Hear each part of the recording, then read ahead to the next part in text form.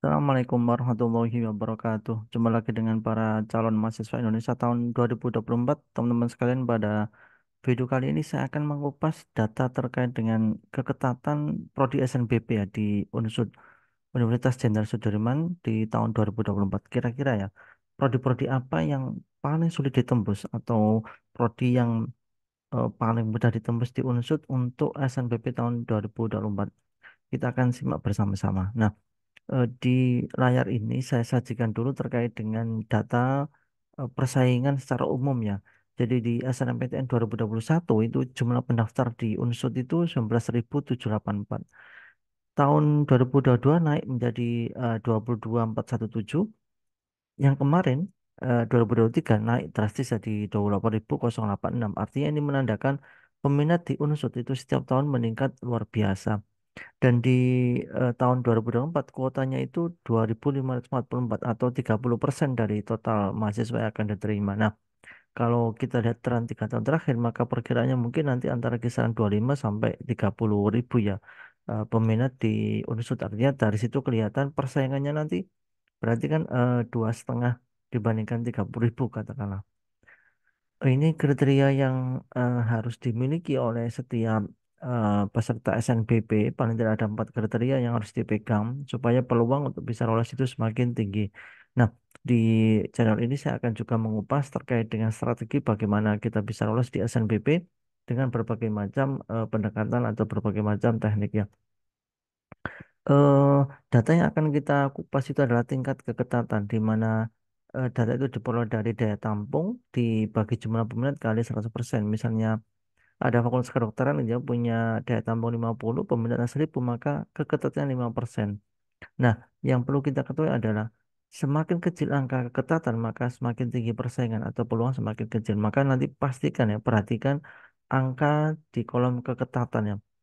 Pilihlah prodi yang angka keketatannya besar, itu menandakan prodi itu minim persaingan. Kita akan buka ya di Unsud itu kira-kira gambaran prodi yang paling ketat dan prodi yang paling tidak ketat itu apa saja. Kita akan buka di kolom pertama. Ini di kelompok Saintek ya yang paling ketat. Ternyata ada keperawatan, farmasi, kedokteran gigi, FK, dan kesehatan masyarakat. Itu di angka 2 dan 3% saja peluangnya. Kenapa? Karena memang peminatnya luar biasa ya di atas 1.000 rata-rata. FKG ini karena kuotanya kecil ya, tapi pendaftarannya 581 menyebabkan keketatannya di angka 3%. Kalau di kelompok sosum ada manajemen, akuntansi, ilkom, bahasa Indonesia, dan hukum. Luar biasa ini di angka 2, 3, dan 6%. Semua peminatnya ini ternyata di atas 1.000 ya. Luar biasa, dan ilkom ini 1.500, dan hukum 1.300, manajemen 1.500 lebih. Ini menandakan memang produk-produk unsur itu banyak yang meminati atau banyak yang mengincar sehingga menyebabkan keketatannya semakin tinggi.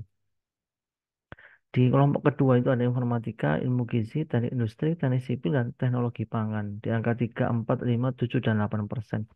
Memang ini perbedaan yang sangat mencolok ya. Di kolom kedua ini sudah muncul ada prodi yang keketatannya 8%. Di kelompok sosum ada ekonomi pembangunan, administrasi publik, HI, sastra Inggris, dan pendidikan ekonomi di angka 6, 7, 8, dan 9%. Nah, ini sudah mulai agak longgar ya persaingannya. Di layar kedua untuk kelompok saintek ada agribisnis, teknik elektro, teknik geologi, agroteknologi, dan matematika di angka 10, 11, 12, 17%. Yang matematika ini mendekati seperlima, yang mendekati 20%. Di kelompok sosum ada pendidikan bahasa Inggris, sosiologi, sastra Indonesia, ilmu politik, dan sastra Jepang. Di angka 10, 12, 13% peluangnya. Luar biasa, ini sudah mulai agak longgar ya.